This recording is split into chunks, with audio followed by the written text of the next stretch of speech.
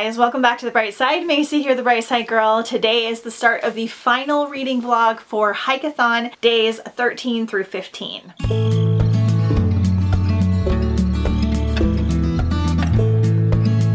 In case you missed it, I will link all of the other HIKEATHON vlogs down below as well as up in the cards for you. I think there are 5 in total so far. We've done some really great hikes, we've read some great books, and overall had a pretty good time. So make sure to go and check those out. So it is Saturday at 5 o'clock, just now checking in. I actually didn't check in on Friday either. Just kind of gave myself a little bit of like chill time, but we still got some reading in. We did do our hike today and some adventures. We went and got lunch, we went and got coffee, and I went to a library bookstore. So I'll show you all of that now.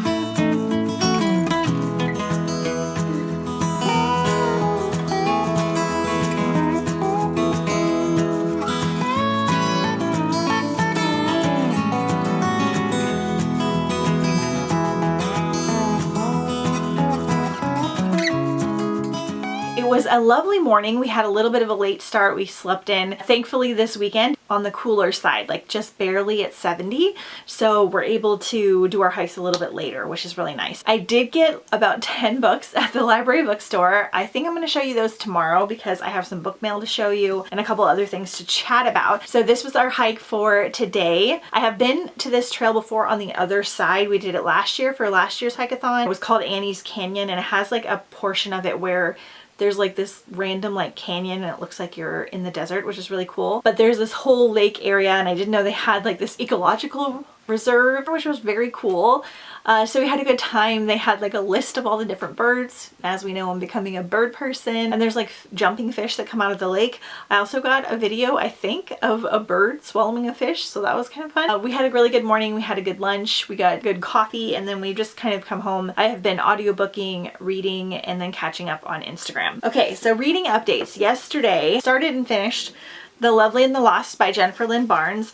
I mainly picked this one because it was an 8-hour audio, so I knew I could finish it really quickly. I was so excited to read this one because I heard really good things about Jennifer Lynn Barnes's The Inheritance Games, and I haven't read those. This one's about a girl that was lost in the wilderness when she was a child, and then she was found by this search and rescue team and adopted by them, and they also train dogs to find missing people in the wilderness. I was really excited because it has a lot to do with like dogs and missing people and survival. This one unfortunately did not work well for me. It didn't have as much of the nature vibes as the other books, which kind of helps make up for some of the darker things. Character's past in this was very dark, and she has a lot of PTSD and a lot of trauma, which is to be understood, but she talks about it a lot and reminisces on it a lot. There's like a little mystery with the family, and they're trying to find this missing girl that recently got lost, that she also is a little girl, so triggering to her. She has like a rescue dog that may or may not be like accepted to the team for the search and rescue because she's also been like found and kind of traumatized, and so she doesn't get along with everyone. So you're dealing with that. There's lots of stuff with dogs in here, which I really like. I really like her brother that was part of the adopted family. He was just such a sweet character, but I was missing those more heavy nature elements, and then it just felt very kind of slow and sad for most of the book. And then at the end, there were all of these crazy wild twists. There were like 3 different twists that happened back to back, and it just felt very disjointed and like it didn't go with the story. Unfortunately, this is going to be like a 2.5 for me. Like the writing is still good. I just found it kind of depressing overall, and I felt like the twist that happened at the end just didn't fit the whole story of it. So I'm really bummed because I've been really excited about this one. Then I finally finished reading Stranded by Linda Braun. This was my physical read. This one is kind of the opposite of that one. This one has superb nature, survival, camping, fishing, foraging elements. Like I really enjoyed that part of this book, because they're like camping and fishing and surviving, and dangerous things are happening, and they're falling off cliffs and going into lakes, and they're in the woods almost the entire book, pretty much the entire book. So I really enjoyed that. It does have a lot of teen angst and a lot of like bickering, because there's an unlikable character in here that they're just kind of on edge, so they kind of bicker at each other. There is a small little romance. I did like the way the friendships ended up at the end, and I liked the ending overall. Our character in this one also has PTSD from her sister dying, and so she's kind of dealing with that. It didn't feel to me as heavy as it did in Lovely and Lost, even though there were heavier topics. Not a lot of humor in either of these books, which I was missing, because I feel like you can have these like darker subjects but still have some humorous elements to them even when things are rough. But I liked this one overall a little bit more. I would say like a solid 3-star. This one I would recommend more to people that just really like survival, nature, wilderness, hiking books where you want the atmosphere. So, and it was a really, really quick read. Definitely on the younger side of YA. As of right now, I'm using this one for the survival element badge. I may change this because I have some plans that I'll tell you about in a second.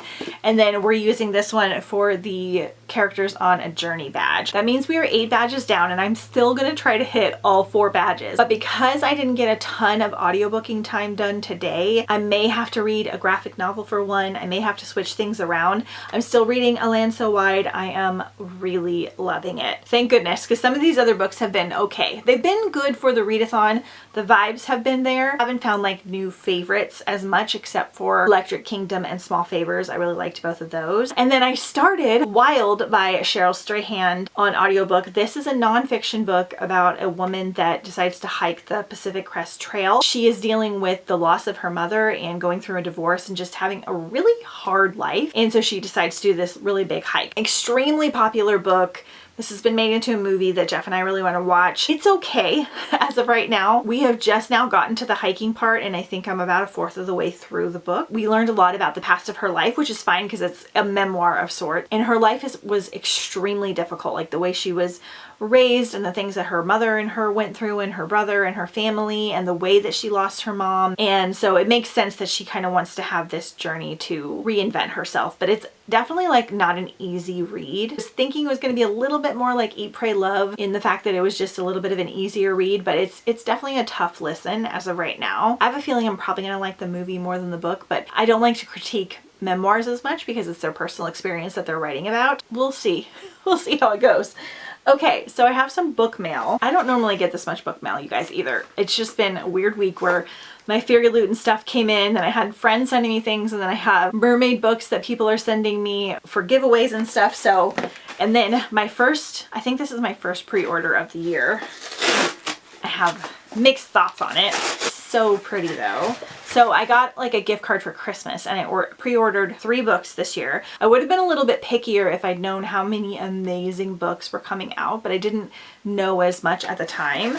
This was one of my most anticipated. So I got The Night and the Moth, and I got the Barnes & Noble exclusive edition. I try to save, if I get Barnes & Noble gift cards, I try to get their exclusive editions, because the pretty deluxe ones that are coming out will often show up on like Bookoutlet or like at my used bookstores, but these will not as much. So I try to save it for those. The cover is gorgeous. This is the Rachel Gielig's new adult romantasy. It's really pretty with this sword and the flowers. Oh, I love it. Sybil Delling has spent 9 years dreaming of having no dreams at all. Like the other foundling girls who traded a decade of service for a home in the great cathedral, Sybil is a diviner. In her dreams, she receives visions from 6 unearthly figures known as the Omens. From them, she can predict terrible things before they occur, and lords and the common folk alike travel across the Stonewaters kingdoms, windswept moors, and craggy mountains to learn their future of her dreams. I could have used this one for HIKEATHON, to be honest. The reason I'm a little nervous about this is I had a friend recently DNF the ARC because she said it had a lot of cussing in it. We're not like fully against cursing in books, but she felt like it didn't really fit with the setting because of the way it was done. It felt a little bit more modern, and this is set, I think, in like the medieval era. So I'm gonna have to see for myself, because that's something I don't love, is when there is like obsessive cursing in books. So I will let you guys know. Probably not in a reading vlog, but at some point I think I'm gonna try and read it sometime soon, because I might try and sell this if I don't love this book, because it's really beautiful. Then something super exciting. I got a package from Owl Crate. I do not have an Owl Crate monthly subscription. However, they announced that they were doing these quarterly subscriptions. They're doing a sci-fi one. And I have maybe 2 sci-fi special editions. They're just harder to find, but I love sci-fi so much. So I signed up for it, and this is the first one that they've ever done. So we have like little UFOs on the boxes. Oh, it's so cute. It's so hard not to hoard these cute boxes. I have literally no idea what the book is, and it's just the book. There's no like merch, I don't think. I'm so nervous because I don't know of any new sci-fis coming out, and I don't know if it's adult or YA. Oh.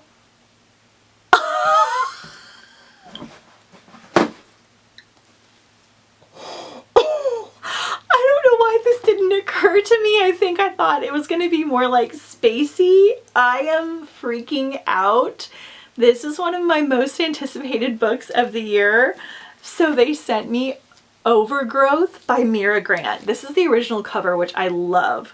I am freaking out. I love Mira Grant, who's also Shauna McGuire. I love her Alien Echo. I love 1 or 2 other books from her. I need to finish her Wayward Children series. I just really like her writing style. And she does like spooky horror really well. And this one was giving me kind of Alien Echo vibes.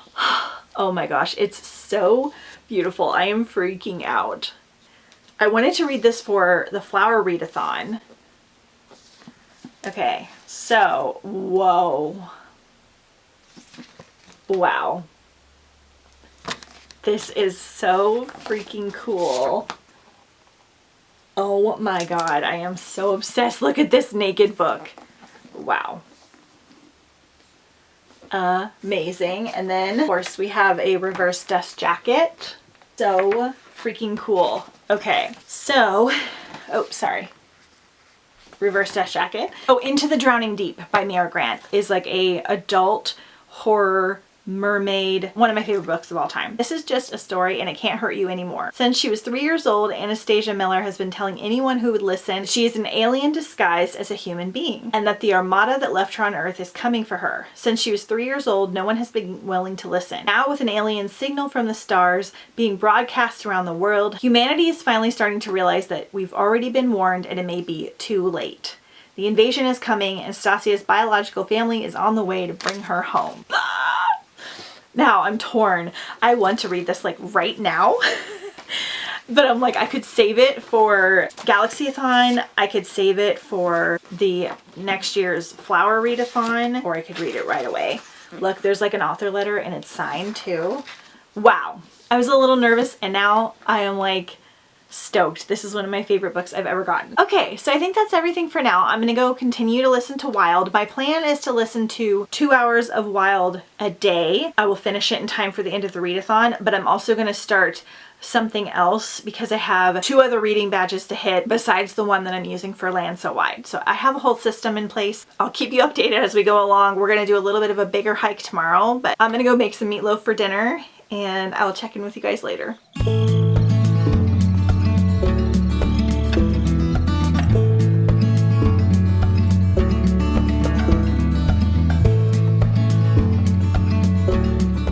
Good morning, happy hike-a-thon day 14. We are out doing a new trail today. We just had some delicious sandwiches and we're gonna go do our last big hike for the readathon.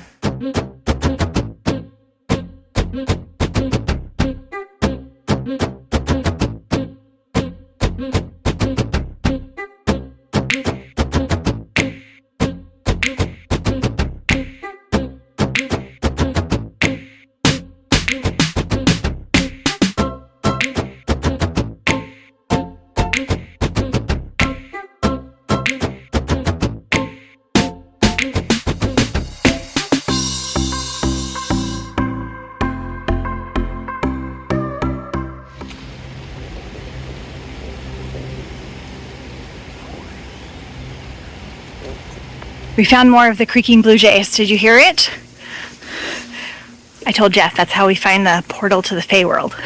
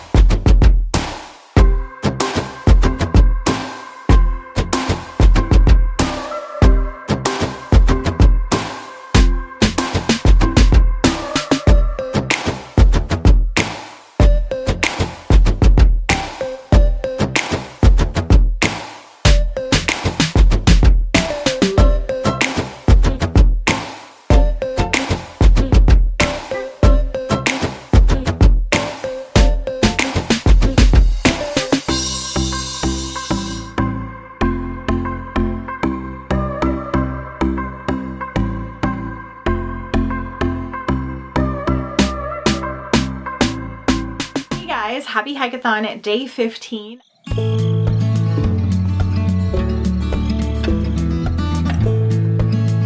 I did not get a chance to check in with you.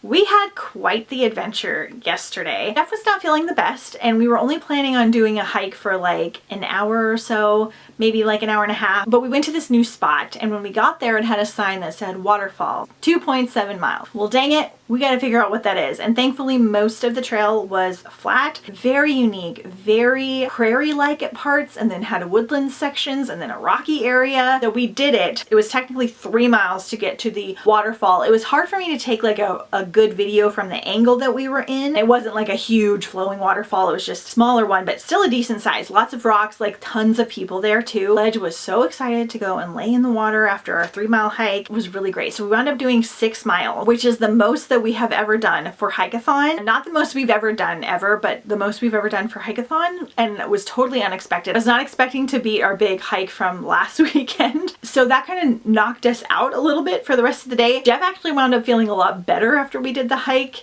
I had given him some like ginger shots and stuff too, and he kind of perked up, which was great. And then we got like some sandwiches and some coffee, and we just had like a really good time. Except for I went to give Ledge some water in the back seat and I saw like 2 ticks crawling in my car.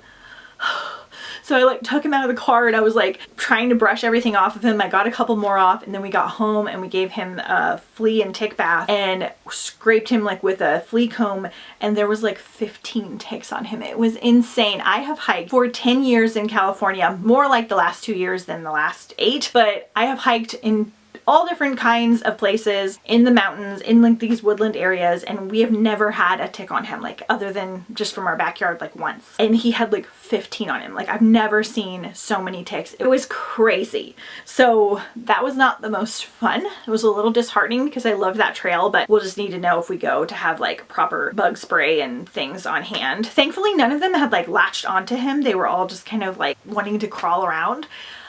So I don't think that they liked probably his like flea and tick medication, or I feed him like lots of healthy food, which can help make him like not as attractive. But we like deep cleaned all the blankets and the rug and anything that he had laid on before we realized how many ticks were on him. So, you know, true hikeathon adventure day. So we've been doing that. And then today I decided we were not doing a hike today. I just went to the gym and I like hung out in the sauna in the steam room to kind of like heal my muscles. And I had 4 books to finish today. So I've been trying to finish one every hour, and we're doing okay so far because I really want to hit my badge goal. I had to mix some things up. So I'm still listening to Wild. This is going to be my shoe on the cover badge. I have about 3 hours left. I'm still reading Land So Wide. I only have 30 minutes left, so we're good there. And then I finished Green Eggs and Ham Take a Hike by James Kochalka.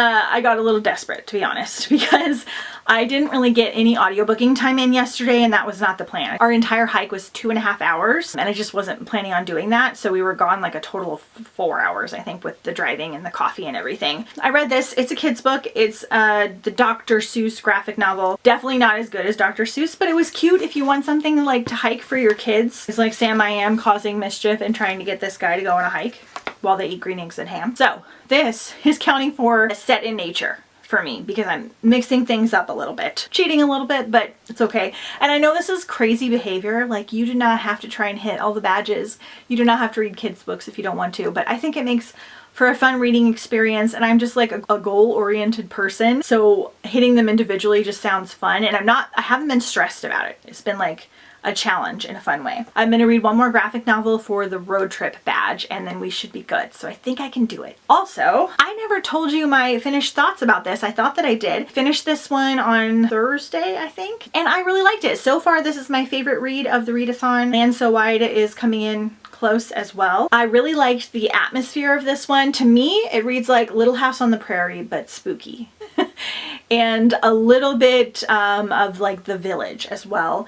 I liked the little romance that kind of developed. I really liked the friendships between the sisters. I liked that it had almost a fae element, but not quite a fae element. This one we're choosing for the seasonal badge, as it takes place in every season in the book. And it actually states like summer, winter, fall, all that stuff in the book. So a 4.25 for me. So I had a really good time. And then I wanted to show you the books that I got at the bookstore on Saturday because I didn't show you. I got a nice little stack. I'm not going to go super deep into the synopsis because I don't want this video to be super long, but we have The Secret of Lillian Velvet. This is a middle grade book. It's got like circus vibes. It has some cool illustrations and like different sections in it. No illustrations, but just like letterheads and stuff. I think this is part of a series. I'm not sure if they connect together or not, but it looked really neat. So all of these were between $2 to $4. So I got Dance of the Red Death. This is part 2 of Mask of the Red Death, which is the book that I wanted to read last year for like Halloween time. I haven't gotten to it yet. It's like Victorian era, but there's like a plague and maybe some magic. Got Resist. I also got Breathe, which is the first one, but I used it for a book photo, so I don't have it in here. This is like a post-apocalyptic dystopian YA trilogy, I think. I believe it has a little bit to do with like plants and things. I could be wrong. Very excited for this one. I got Flower Confidential by Amy Stewart. So this is the author of The Drunken Botanist and Wicked Plants book that I read for Randomathon Flowers. She is a nonfiction writer. I believe she worked for like National Geographic or something like that. So this one is an around the world behind the scenes look at the flower industry and how it's sought for better and worse to achieve perfection.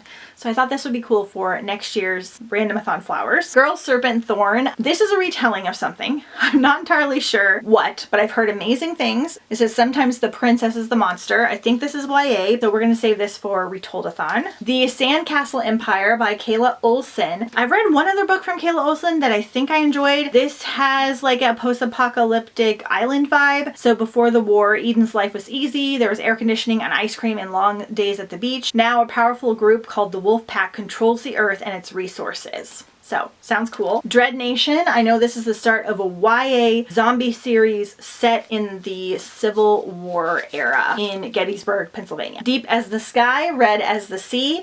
This is by Rita Chang Epping. This is a adult pirate novel. It is about Shek Young, and she sees a Portuguese sailor slay her husband. A feared pirate, she knows she must act swiftly or die. Instead of mourning, she launches a new plan, immediately marrying her husband's second in command and agreeing to bear him a son and heir in order to retain power over half of her fleet. So, very cool. Bella Morte by Bella Higgin. I know this is part of a YA vampire series, and I really love this cover. And lastly, I got Beneath the Bonfire by Nicholas Butler. This is short stories centered around like nature and camping and bonfires and things. So we have young couples gathered to participate in an annual chainsaw party, cutting down trees for firewood in anticipation of winter. A group of men spend a weekend hunting for mushrooms in the wilderness where they grew up and where they sometimes find themselves trapped. An aging environmentalist takes out his frustration and anger on a singular unsuspecting target. One woman helps another get revenge against a man whose crime extends far beyond him to an entire community.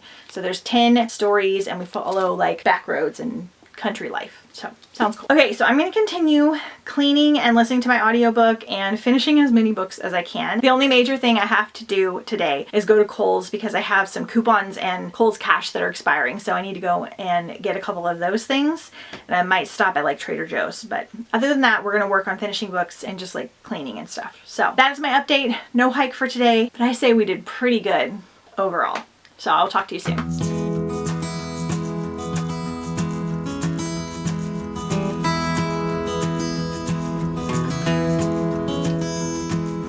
Hey guys, happy Wednesday. Just now checking in to wrap everything up. Well, Jeff and I just had like a zen rest of the Monday. I did go to Kohl's and Trader Joe's and got a couple things, and then I spent the rest of the time finishing up some books. So last minute, I started the first graphic novel of Road Trip to Hell because I was desperately trying to find a super short audio or graphic novel to hit this prompt, and it was surprisingly hard to find road trip graphic novels. The first one was technically not a road trip, but we're gonna count it anyway. This was like a 24-page start of a graphic novel series. Basically, this kid finds out that he is Satan's son and Satan has died and he has to come and take over hell. So he's supposed to head there and then like a bunch of holy creatures try and save him. It was interesting. It was fine. So we finished off the road trip ad. Then I finished Wild by Cheryl Strayed. I wound up really liking this one in the end. It was just very different than I was expecting. It is a full memoir. We deal deal a lot with Cheryl's past and her grief and her trauma, and her life was very heavy and very, very dark. There was abuse from a parent, there was drug addiction, there was cancer with a parent, a lot of different things happening. There was even an animal death scene that was pretty brutal, like pretty extreme. So I just want you guys to know going into this that there's some really heavy things. However, I did really enjoy the ending of the book, and I enjoyed like the travels, of course, through hiking, and I learned a lot about the Pacific Crest Trail. I learned about hiking for that many miles, something I will never do. There were all these little things about hiking the trail or hiking for that long that I didn't know, and it was really impressive that she hiked this long by herself in the 90s as like a young woman. Definitely dangerous, but it changed her life. So that was really interesting. Then we watched the movie with Reese Witherspoon, which I thought might be a little bit on the lighter side, but it really wasn't. It really captured like the essence of the book really well, and the movie was also fairly heavy. Like the ending is hopeful and inspiring, but the journey to get there is a tough one. So just know going in, like lots of trigger warnings and things for this book. It is a memoir. For those of you that are hiking, naturists, survival lovers, I would still recommend it. I did really like the narrator. I'll put them right here. I can't remember whether Cheryl did it or not. So it was interesting, and it was one that I'm really glad that I finally read. So a 4-star read for me. We used Wild for the shoe on the cover badge. And then lastly, with about 10 minutes to spare before midnight, I finished A Land So Wide by Erin A. Craig. I have a lot of feelings about this book, and I'm not really sure exactly how to encompass them. Erin does an amazing job with her atmosphere. There are some things about this book I feel like people are not going to love because it does almost feel like two separate books. The first part of the book takes place in this like village, settlers, prairie type setting, and then the second half takes place mostly like in the woods on a journey, and it gets a little bit more paranormal and a little bit more romancy. So I don't know if people are gonna love the shift. I feel like they're gonna like one half and not the other one. I really like Erin's writing, and I liked that the atmosphere was there, and I really liked our main character, Greer. I liked following her a lot. I think this is one of the most unique books that I have ever read. It just had so many different elements in it that I wasn't expecting, and it was fairly different than her other books. It did have some similarities to Small Favors, but in the end it wound up being pretty different. So I wound up giving this a 4.25. However, I feel like it's one that's going to stick with me a little longer than other books. I don't really know why, so it could grow on me and get a higher rating later on. But we used this one for elemental magic, which is kind of debatable. But there's definitely some magic that could be considered elemental in here. So we're counting that. So I've completed all 12 hiking badges. These are the books that I have read and listened to. Only 4 of these, I think, were 4 stars and up. I still had a really good time because everything fit the atmosphere and the energy and the vibes of Hikeathon that I wanted. And we did some really amazing hikes. Such a great time, even though we're a little bit sleepy now. I want to thank you guys so much for joining and participating and watching the reading vlogs, and any amount that you did for Hikeathon, even if it was just kind of viewing from the sidelines, is so appreciated because this is my favorite readathon that we do every single year. Stay tuned. In just a couple days, we're going to announce the next readathon, which is going to happen in July. So we get a little bit of a break here. Don't forget to follow me on Instagram at The Bright Side Girl if you haven't already, and I will see you guys next time on The Bright Side.